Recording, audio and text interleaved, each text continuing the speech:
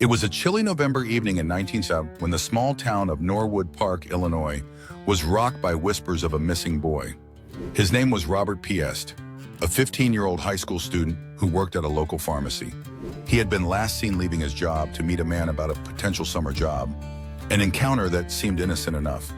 But as the hours passed, no one could locate him. The police were called, but as they began their investigation, they hit a wall. Piest had vanished without a trace. But in the back of their minds, the police would soon learn that this wasn't the first time a young man had disappeared in this quiet suburban neighborhood. John Wayne Gacy, a local contractor, had lived in the area for several years. He was a well-known figure in Norwood Park, having built a reputation as a successful businessman, community leader, and even a local party clown. His alter ego, Pogo the Clown, was a figure of joy at children's parties, the red nose and rainbow wig hiding behind a disturbing mask of false happiness. His home, a seemingly normal suburban house, had a secret. Beneath its cheery exterior, Gacy harbored a dark obsession, one that he worked tirelessly to conceal. The clowning, the charm, the charity work, they were all part of his act, but underneath the monster was growing. As Gacy entertained guests at neighborhood barbecues and threw elaborate parties, few suspected the monstrous tendencies hiding beneath his smile. He had an unusual interest in young men, often inviting them over for drinks, offering wows, and luring them into his home. His charisma was undeniable, and his demeanor was always friendly, too friendly. On the outside, Gacy seemed like the perfect neighbor.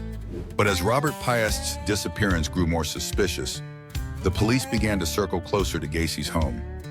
Detective Jim Hargrove, the lead investigator on the Piest case, couldn't shake the feeling that something was wrong. Gacy had offered the missing boy a dibbo, and now, all these years later, the detective had his first real lead. The police had finally obtained a warrant to search Gacy's property. What they found was beyond their worst fears. In the crawl space beneath his house, they uncovered the rotting remains of young men, bodies stacked, hidden away like discarded toys. One by one, they discovered the names of missing boys, each with a similar tale. They were lured into Gacy's world, drugged, tortured, and then killed. His charm had concealed the most horrific of secrets. As the bodies were removed, the town of Norwood Park was thrust into the spotlight, and the mask of John Wayne Gacy, the clown, was shattered forever. The smiling mask that had deceived an entire community could no longer protect him from the truth. Gacy sat in his prison cell, a remorseless grin still plastered across his face. His trial had begun, and with it, the gruesome details of his crimes were revealed. He had become infamous, his name now synonymous with the killer clown. The media painted a chilling portrait of the man behind the mask, his charm, his false joviality, all nothing but a facade to cover the true extent of his monstrous actions.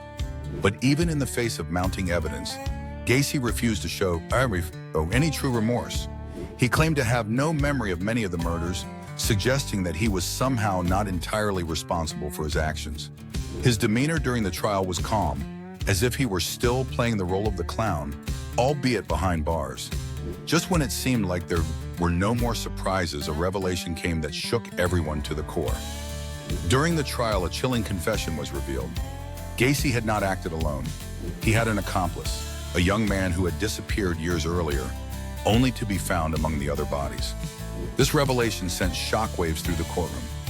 Gacy, who had always claimed that his actions were spontaneous, now seemed like a part of a larger, more calculated plot. But who had been his partner in crime, and how far did their web of terror stretch?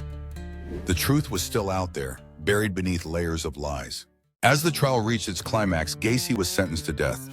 His execution was delayed several times, and throughout his years on death row, he maintained his innocence, claiming he had been misunderstood. But the world knew better. John Wayne Gacy, the smiling monster, had finally been unmasked.